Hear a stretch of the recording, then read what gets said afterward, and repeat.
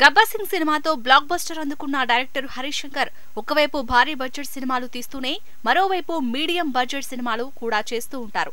అయితే ఇప్పటి వరకు హరీష్ శంకర్ దర్శకత్వం వహించిన చాలా వరకు సినిమాలు అన్నీ రీమేక్ సినిమాలు.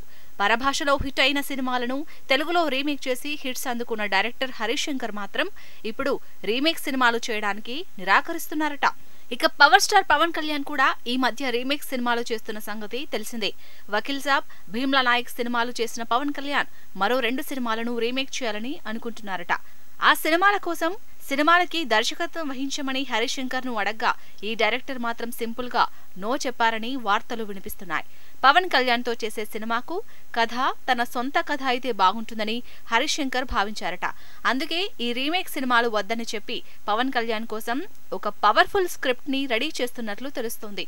ఇప్పటికే వీరిద్దరి కాంబినేషన్ లో భవదీయుడు భగత్ సింగ్ అనే టైటిల్ తో ఒక సినిమా రూపొందుతుంది. ఈ సినిమా షూటింగ్ త్వరలోనే సెట్స్ పైకి వెళ్లనుంది.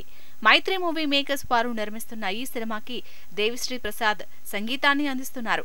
పూజా హెగ్డే ఈ సినిమాలో హీరోయిన్ గా నటించే అవకాశాలు ఎక్కువగా కనిపిస్తున్నాయి.